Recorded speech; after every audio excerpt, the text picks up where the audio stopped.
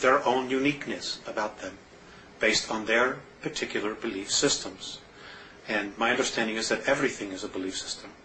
As far as the Andromedan culture, children go to school, or the Andromedans, they go through a birth process just like we do, those that are physical.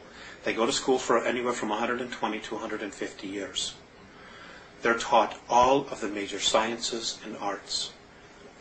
There would be equivalent to PhDs or doctorates or masters, whatever you want to call it, in all of the arts. It is at that point, once they're done with all of that education, that they choose what it is that they wish to do or to evolve.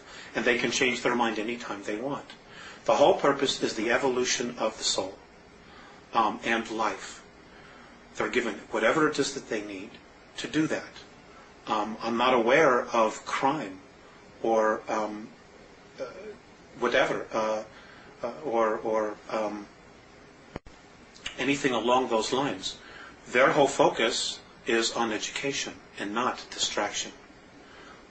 If it's something that is not educational, from what I've observed, it's just simply something they're not interested in. They just have it within them to constantly evolve on an educational as well as a spiritual level. And whatever they need is there for them to use. I'm not aware of them having to pay anything for it. No. It's just, to my knowledge, it doesn't exist. Now, is art and music important to them too? Yes, all of it is. But those things are very different than what we perceive. Art is creation to them.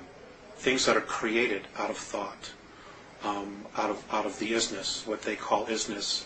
The Pleiadians call creation what we call God. Things that are created just by thought, by nature, they consider art. They use extensively holographic technology.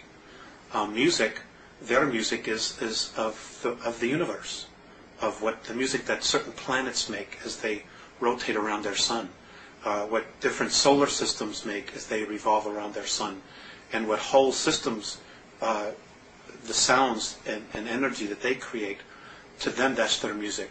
And then they put things together, different constellations, different star systems.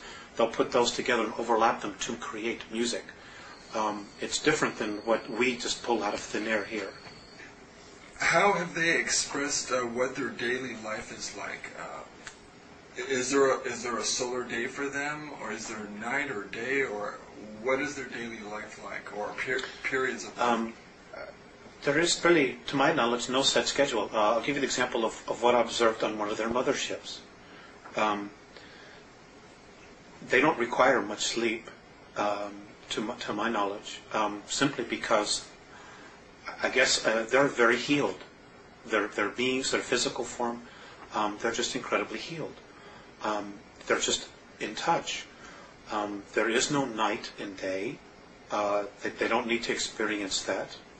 Although I'm sure other races have that, the Andromedans don't. They're just constantly stretching themselves, trying to evolve and experience more and more and more all the time. They're happy people. They don't have the extremes of emotions that we express here. In fact, I've been told that virtually few races in the entire galaxy express the realm of emotions that we experience here. They're just always in a very wonderful space. They're not a civilization that really judges. They do accept things the way they are, with the exception of when those things threaten their particular lifestyle or what they're about, their essence, and others, what other races might experience or perceive as a threat. Now, Alex, you said they're evolving spiritually. What do they want to evolve towards? What spiritual goals do they have? I guess to be just the best that they are, to be completely at one with all that there is at all times.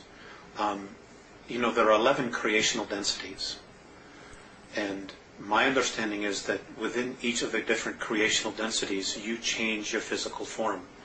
Their goal as a race is to go from the densities that they experience, which are 3, 4, and 5, I guess, to move to 5, 6, 7, and 8, and then from there 8, 9, and 10, and then to 11, and now the new dimensional realm that's being created, 12, is just to continue to evolve. Nobody knows exactly what the ultimate goal is, because the essences that they're in touch with, that are on 9th, 10th, and 11th, are continuing to evolve. And now there's a 12th density that's being added to our universe, and they're being drawn up to experience this new density. So nobody really knows what the ultimate spiritual goal is. They themselves are still searching for what God is. They know it exists, but what it is, nobody really knows, which is why they call it the isness. It's just a force that's there. And how we perceive it is based on how we perceive ourselves and our own belief structures, belief systems.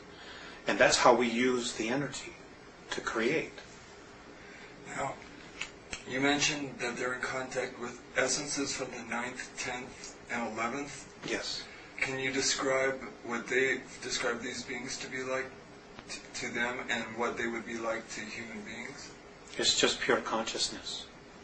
What their daily lives are like, I don't know. I don't have any idea. Have they described them at all in any sort of detail to you? Just light. Just light. Just light. Oh, just light. Just light. That's all I know. Okay, now, what abilities do the Andromedans possess that exceed those of Earth humans? You've mentioned telepathy. Well, that's an interesting question, and I don't know that I necessarily like the way you put it. The abilities that they have are latent in everybody. They just haven't lived in a society that has been screwed with like we have been here. They're all telepathic, they're all clairvoyant, they're all healers because they're taught all of the sciences. They're whole. I guess that's the only way that I can put it to you, is that they're completely whole. Every soul knows who they are, they know who they've been, they know what their reincarnational past has been. They as a soul have a personal agenda, which every time they incarnate they're consciously aware of. So they know where they're going. They see improvement in themselves life after life after life. We, if we hadn't been so screwed with here, would have the same abilities. We could very much be where they are. But we've been manipulated incredibly for the last 5,700 years on an intense level every day. Our real manipulation really started about 14,000 years ago, when the Orion group started manipulating our DNA structure. So it isn't that they're better, because they're not. We're just different. We're a little bit behind than they are because of our manipulations here. But the real bottom line here is we're all spirit. We contain a soul. That soul is a part of all that is. And that soul has been really trying to be recognized in each of us. And it hasn't been because of the material and the belief systems that we have evolving around us being earth people, about being physical, and about the real truths of our essence, of our existence, of who we are, having been blinded from us, from our spiritual teachings, from the religions, and us being convinced that we're something that we're not, that we're physical, that we're animal form, and we're not. We're spirit. Our spirit animates these physical forms, period. Alex, what is the Andromedan Council? It is a, excuse me, it is a political body that's represented by now 133 different races and cultures and planetary systems. There are over 1,200 systems and planetary races, evolving races that could be part of the Andromedan Council, but not all of them are. It would be comparable to Earth here, to compare it to something like a United Nations, except it's not a United Nations in the sense that It